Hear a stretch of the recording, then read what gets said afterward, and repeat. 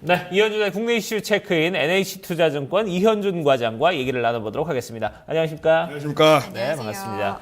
자, 오늘 이현준 과장과 얘기 나눌 내용들 어떤 아이템인지 저희가 확인을 해보도록 하겠습니다. 자, 오늘은 변화된 시장 대응 방법에 대해서 얘기를 나눠보도록 하겠습니다. 자, 변화된 시장이라고 한다면은 아무래도 조금 전에 우리가 얘기했던 이 코스닥과 코스피의 어떤 좀 흐름의 좀 엇갈림 이런 부분이 아닌가 하는 생각이 드는데 사실 뭐 한동안 좀 이 코스닥주들 여러 좀 고민을 많이 하게 했던 그런 종목들 많았습니다. 특히 좀 대표주였던 이제 다음 카카오 같은 경우는 최근에 뭐 계속 연일 매도세가 나왔던 그런 종목인데 지난 목요일, 금요일 이틀 연속 좀 급등을 하면서 지금 12만 1,000원까지 오르는 이런 모습을 보여주고 있습니다. 최근에 좀 코스피와 좀 코스닥에 좀 이런 약간 좀 어떤 온도 차이들이 좀 보여지고 있는데 이 부분 좀 우리가 어떻게 좀 대응을 해야 되겠습니까? 일단은 사실 개인적으로도 코스닥 자체에 대해서 좀 부담이 좀 있었던 시점이었습니다. 네. 그렇기 때문에 이러한 부분들이 조금은 제 예상과는 좀 다르게 좀 움직이고 있는 부분이고 그렇다면은 지금 여기서 어떻게 대응해야 되는지 제 개인적으로 좀 고민을 좀 많이 하는 과정에서 계속해서 좀 개인적으로 좀 느낀 거는 좀 무서운 시장이다라는 좀 생각이 들 정도로 굉장히 좀 강하게 좀 올라가고 있는 상태입니다.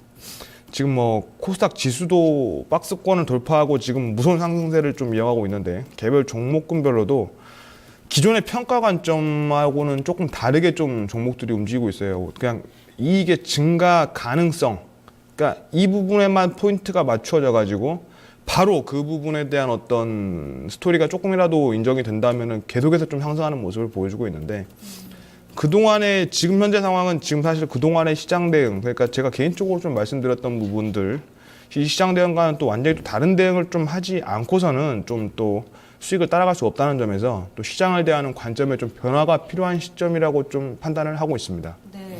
조금 전에 얘기를 해주셨지만 이전에 코스닥 시장은 어떻게 보면 바이오주가 좀 이끌었었거든요. 셀트리온 급등으로. 하지만 지난 금요일에 저희가 또 살펴드렸던 다음 카카오 같은 경우에 좀 시세를 다시 한번 보여주게 되면서 다음 카카오가 이끄는 또 코스닥 장세 640선의 신고가 행진이 이어졌습니다. 한때는 또 코스피가 이 대형주 중심으로 정화주 중심으로 좀 낮춰져 있던 종목들이 다시 올라오고 이거는 순환매 장세라고도 볼 수가 없을 것 같고 좀 어떻게 변했다고 좀 자세하게 좀 진단을 해봐야 될까요? 일단 순환매는 한번 나왔었죠. 업종별로 이제 코스피 전체가 돌아가면서 한 번씩 나왔으니까. 그런데 이제 특히 이제 코스닥 같은 경우는 사실 기존에 지금 사실 이익 실적 나왔죠. 그러니까 4분기 이익이 나오고 난 다음에 보통 빠지는 게 일반적이었습니다. 그렇다고 해서 특별히 이익이 좋아진 기업이 많거나 하진 않거든요.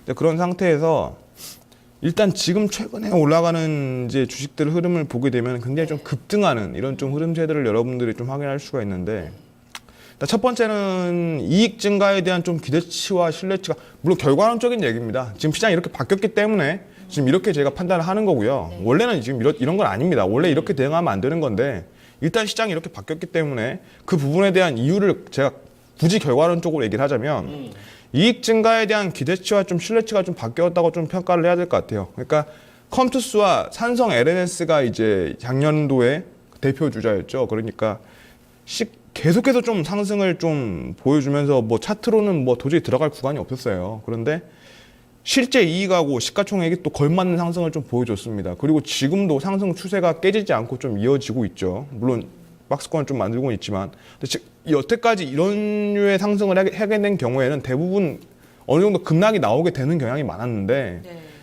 이런 지금 시장의 상승세, 이익 증가세가 지속해서 좀 이루어지고 있는 부분들이 시장의 좀 패러다임을 좀 바꿔놓았다 좀 이렇게 좀 보셔야 될 것 같아요. 그러니까 그리고 나서 이러한 패러다임의 변화가 지금 시장을 이끌고 있는 상황이고 이 바뀐 패러다임에 따라서 급등주들이 좀 증가하는 모양새다 좀 이렇게 판단이 되고 있습니다. 사실 급등주라고 한다면 예전에는 뭐 일종의 테마 위주죠. 테마 위주로 움직여서 급등 이후에 급락하는 경우가 굉장히 좀 많거든요. 그런데 꾸준히 좀 급등세를 이어가고 있다라고 얘기를 해주신 거잖아요. 사실 급등주 투자는 좀 지향을 해야 되지 않을까 싶은데 급등주가 이끄는 지금 시장 그럼 좀 어떻게 봐야 될까요? 원래 급등주는 지향하는 게 맞죠. 좀 위험합니다. 그러니까 상식적으로는 좀 위험한 게 맞는데 지금 말씀하신 그 부분이 시장 대응을 좀 어렵게 하는 점이기도 해요. 그러니까 저도 사실 어려웠고요. 굉장히 좀 저도 좀 혼란스러웠던 적이 있는데 일단 패러다임이 바뀌고 나서 지금 기업들의 이익 증가 스토리에 대한 상대적 신뢰도가 좀 높아지고 있다. 좀 이 부분이 지금 종목의 상승 속도를 빠르게 만들면서 급등을 만들어내는 거다라는 좀 측면이 좀 예전의 급등주와는 좀 다른 건데, 그러니까 지금 시장에서 나오는 급등주들은 테마주 성향 급등주하고는 좀 완전히 다른 거죠. 그러니까 이유가 바로 이익 증가 스토리에 대한 상대적 신뢰도 상승이라는 점이 이전의 어떤 테마주들과는 좀 완전히 다르다. 좀 이렇게 보셔야 될 것 같아요. 그전에는 어떤 좀 뭐랄까 소문이나 어떤 아니면 이슈나 이런 걸 가지고 좀 바람몰이를 했다면은 요즘은 이제 어떻게 보면 이제 실적이나 이익을 가지고 기반으로 해서 오르는 급등주기 때문에 요거는 좀 확실히 좀 그전과는 다르다 이런 모양새라는 거죠. 그렇죠. 그렇게 예. 이해하시면 될 것 같아요. 이게 이익을 기본으로 한 급등이라는 점, 그러니까 테마주들도 사실 이제 이익을 기본으로 한 급등이긴 해요. 그러니까 예를 들어서 대선 테마 같은 경우는 누가 대통령 되면은 뭐 이익을 볼 것이다. 그렇죠. 솔직히 그때 그 말이 안 되잖아요. 대통령이 대놓고 지원해줄 수가 없잖아요. 오히려 더 깠으면 깠지. 그러니까 사실 어떻게 보면 말이 안 되는 그런 부분들인데도 불구하고 올랐던 반면에 지금은 이제 이 근본에 대한 스토리들이 밑바닥에 다 깔려 있어요. 그러니까 예를 들면은 웹젠이나 최근에 올랐던 이스트소프트나 한미약품, 셀트리온, OCI 같은 업체들이죠. 이 기업들 지금 5가지 기업들이 다 이익에 대한 어떤 스토리들이 굉장히 좀 신뢰도가 높은 상황이에요. 그렇게 해서 주가가 올라가게 되고 이게 또 시가총액이 예전하고는 좀 다르죠. 그러니까 이전에 테마주 같은 경우는 300억에서 600억 주들의 소형주들이 좀 매집을 한 다음에 그 다음에 좀 올라가는 경향이 있었는데 지금은 이제 이러한 부분들이 굉장히 좀 시가총액이 좀 커졌죠. 시가총액이 좀 커지게 되면서 대형주들이 좀 뭐 조단위 뭐 OCI 같은 경우는 당시에 제가 추천드렸을 때 1조가 넘었었죠. 1조 원이 넘는 그런 대형주들이 급등을 하게 되는 그런 모양새가 나오고 있기 때문에, 그리고 진입 구간도 없이 계속해서 오르다가 갑자기 이제 어느 정도 오른 상태에서 뉴스가 나오는 재료가 공개되는 그런 점이라는 점에서 사실 좀 대응하기가 좀 어려운 상황입니다. 그러면은 사실 소문에 사서 재료에 팔아라 이런 얘기가 있거든요. 그런데 지금 재료가 나와도 이익 성장을 기반으로 한 종목이다라는 재료가 노출이 돼도 계속 올라가요. 근데 여기서 또 따라잡기가 또 많이 어렵거든요. 대응을 어떻게 해야 될까요? 원래는 기본적으로는 따라잡지를 마셔야 돼요. 모르는 거잖아요. 그러니까 내가 모르는 회사는 원래 투자하면 안 되는 거예요. 그러니까 내용도 모르고 알지도 못하면서 투자한다는 게 사실 그거 자체가 말이 안 되는 거기 때문에 네. 원래는 투자를 하면 안 되는 거죠. 그런데 이제 저희가 주식을 어느 정도 이제 그게 수준에 올라오신 이제 매매를 하시는 분들이라면은 이러한 부분들에 있어서 시장만큼의 시장 이상의 좀 수익을 추구하고자 하는 분들이 분명히 또 계세요. 그런 분들을 이제 대상으로 좀 말씀을 드리자면은 네. 이러한 부분들에 있어서는 지금 강력한 네트워크를 좀 보유를 하셔야 됩니다. 그러니까 네트워크라는 부분이 이러한 어떤 재료들이 돌발적으로 나왔을 때 대부분 다 소문으로 나와요. 소문으로 나오는데 그걸 확인할 수가 없기 때문에 그 부분들에서 여러 가지 루트를 통해서 이 부분들이 사실인지 아닌지를 갖다가 최소한 3개, 4개 채널을 통해서 확인하실 수 있는 그 정도의 좀 강력한 네트워크를 좀 가지셔야 되고, 그리고 두 번째는 이러한 종목들을 대응을 할 때 있어서는 과감하게 좀 손절을 하셔야 돼요. 안 됐을 때는. 그러니까 예를 들어서 저도 지금 뭐 얼마 전에 SK 브로드밴드가 급등하고 나서 SK텔레콤이 이제 지분 투자 뭐 해서 100% 자회사 하겠다는 사실 소문을 들었어요. 소문을 들었는데 한 달 정도 된 것 같아요. 근데 아니래요, SK텔레콤이. 아니라고 하고 나서 지금 한 달 지나고 나니까는 실제로 자회사 100% 자회사 했다 그러고 주가는 더 올랐죠.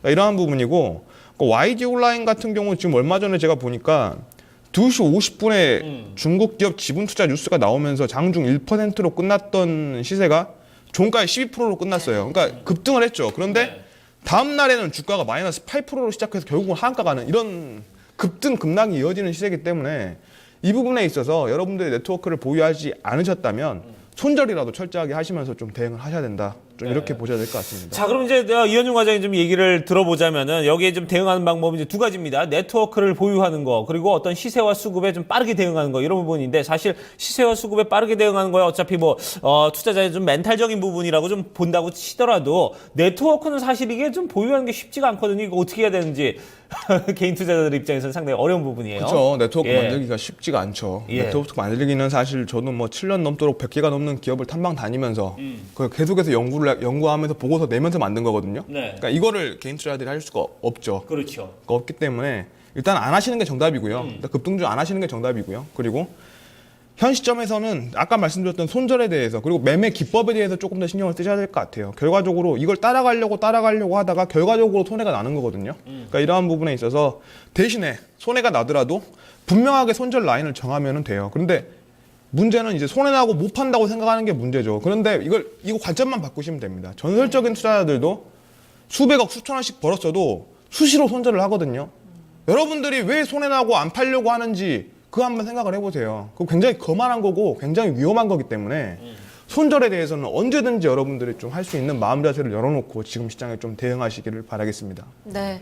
바뀐 시장에 대응하는 방법, 좀 강한 멘탈을 가지고선 이 투자의 관점을 좀 바꿔보자. 오늘 전략도 여러분들께 좋은 도움 되셨기를 바랍니다. 이 시간 마무리 짓도록 하죠. NH투자증권 이현중 과장과 함께했습니다. 감사합니다, 과장님. 네, 감사합니다. 고맙습니다.